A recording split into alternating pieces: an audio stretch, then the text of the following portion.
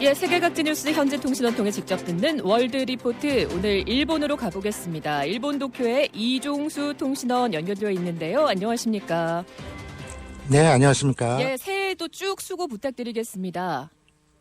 네, 열심히 하겠습니다. 예, 오늘 지금 윤석열 대통령의 체포영장 집행이 실시간으로 진행이 되고 있거든요. 지금 제가 상황을 또 확인되는 대로 전해드리겠습니다. 일본에도 혹시 지금 현 상황도 중계가 되고 있습니까? 좀 타전이 되고 있을까요?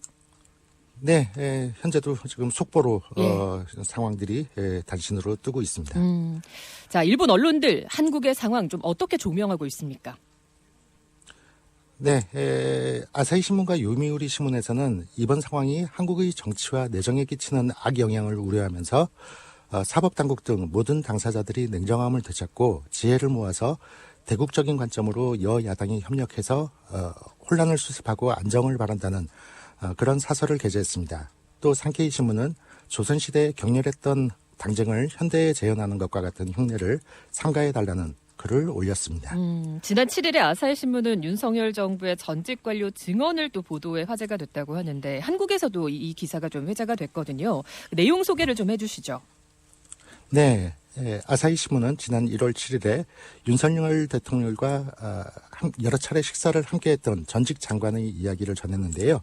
윤 대통령은 삼청동의 안가에서 자주 술자리를 가졌고 삼겹살 등을 안주로 소주와 맥주를 섞은 술을 즐겨 마셨다고 합니다. 그런데 작년 4월의 선거를 전후해서 계엄령에 대한 언급이 늘었고 음주량도 늘었다고 하는데요. 술에 취하면 야당은 물론이고 여당의 인물들에 대해서도 강하게 비판을 했다고 합니다. 그리고 윤 대통령의 책사 역할을 했던 인물이 인터넷 방송 이외에도 주요 언론 등 여론의 동향을 파악할 것을 조언하자 이를 꾸짖었다고 합니다. 끝으로 이 전직 장관은 윤 대통령이 이준석 의원, 안철수 의원, 한동훈 대표와 대립을 하면서 스스로 기반을 약체화시켰다고 전했습니다. 예, 아사히 신문의 이 기사 나간 후 일본 내 반응은 좀 어땠을까 궁금한데요. 비상계엄 당일에 마침 여의도에 있었던 일본의 한 변호사가 현장을 보고 느낀 것을 소개한 기사가 있습니다. 일본의 데모에 비해서 젊은 연령층이 많고 커플이나 친구들이 함께 참여하는 것도 특징이다. 자원봉사자들도 훌륭하고 나라의 문제에 대해서 해결하지 않으면 안 된다라는 당사자 의식을 배워야 한다라고 했습니다. 그리고 계엄령 선포 직후에 일본의 대학에서 한국 사회학을 강의하는 어느 교수가 수강하는 학생들에게 설문조사를 했는데요. 단결해서 항의하는 한국 시민들을 보고 감동했다. 봄방학 때 한국에 여행 가려던 계획을 취소했다. 전쟁이 일어나는 것은 아닌지 걱정이 되었다 등의 의견이 있었고 일본의 유화적이었던 윤 대통령이 바뀌면 한일 간의 무드가 나빠지는 것이 아닐지 걱정된다는 점 등이 있었다고 합니다.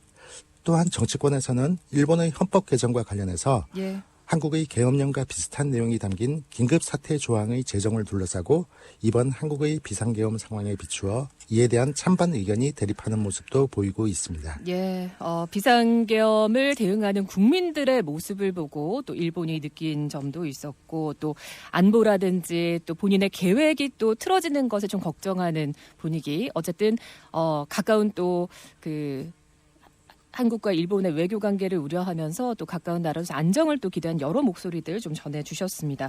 일본은 또 지난 1월 13일 미야자키현에서 큰 지진이 일어났는데 괜찮은지 모르겠습니다. 네, 이틀 전이 13일 저녁에 일본 큐슈 남쪽 미야자키현의 앞바다에서 지진이 발생했습니다. 매그니튜드 6.6 진도 5약의 지진이었는데 작년 8월에 발생했던 지진과 거의 같은 곳에서 또다시 지진이 일어난 것인데요. 제법 큰 규모가 아닌가 싶은데요. 예. 네, 맞습니다. 진도 5약이라는 것이 결코 작은 지진이 아니거든요. 상당히 좀 강한 지진이라고 볼 수가 있는데 마침 내일 모레 1월 17일은 막대한 피해를 입혔던 고베 일대의 한신 아와지 대지진이 일어난 지 30년이 되는 날이기도 해서 사람들이 매우 긴장하고 불안해하고 있는데요. 그 이유는 난카이 트러프 대지진의 공포 때문입니다. 난카이 트러프 대지진은 100년에서 150년 주기로 태평양 연안의 도쿄 인근 시즈오카 지역부터 남쪽 큐슈의 미야자키 지역에 이르기까지 약 2,000km에 걸친 대규모 지진과 해일이 발생하는 것을 말하는 건데요. 2011년 3월에 후쿠시마 앞바다에서 발생했던 지진과 비슷한 규모로 매그니튜드 9, 진도 7 정도의 지진이 발생했을 경우 사망자가 32만 명, 경제적 피해는 약 220조 엔, 그러니까 우리 돈으로 약 2천조 원의 피해가 발생하는 것으로 예상하고 있습니다. 피해가 크군요. 이렇게 큰 피해가 예상되는 이유는 8층 빌딩 높이인 최대 32m의 해일이 순식간에 해안을 덮쳐서 태평양 연안의 마을과 공업지대 등이 초토화되고 마비되기 때문인데요. 하지만 이러한 대규모 자연재해를 막을 수 있는 방법도 없기 때문에 모두가 신경을 곤두세우면서 목숨만이라도 살릴 수 있도록 대비를 하고 있는 것이 현실입니다. 일본에 계시면 여러 지진을 경험하셨을 텐데 이번에 발생한 미야자키 현의 지진, 진도 이 정도 어느 강도예요? 실제로 어떠셨습니까? 비교해봤을 때? 네, 제가 2011년에 도쿄에 있었는데요. 그때 발생한 지진으로 도쿄 쪽이 진도 5약 내지는 5강이었거든요. 예. 그때 제가 느꼈던 충격은 지금도 생생합니다. 처음 지진이 발생했을 때는 여느 때와 마찬가지로 별것 아니라고 생각했었는데 점점 흔들림이 강해지면서 사무실의 캐비넷 서랍이 덜컹거리면서 저절로 열렸었고요.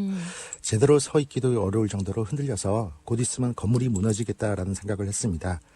그래서 일단 빨리 피신해야겠다고 정신을 차리고 1층에 있던 사무실의 창문을 열고 바깥으로 나가려고 했는데 바로 앞이 전봇대가 쓰러질 듯 흔들리면서 전기줄이 출렁이는 광경을 보고서 꼼짝을 할 수 없었습니다.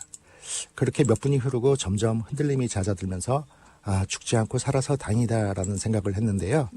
그래서 진도 5의 지진이 얼마나 무서운 건지 그 이상의 지진은 얼마나 충격이 강할까 생각하면 지금도 오싹해집니다. 아마 며칠 전 13일 미야자키 현에서도 그런 또 두려움이 있었겠죠. 오늘 생생한 또 소식 고맙습니다. 다음 또 일본 시간에 뵙겠습니다. 이종수 노진의원이었습니다. 네, 감사합니다.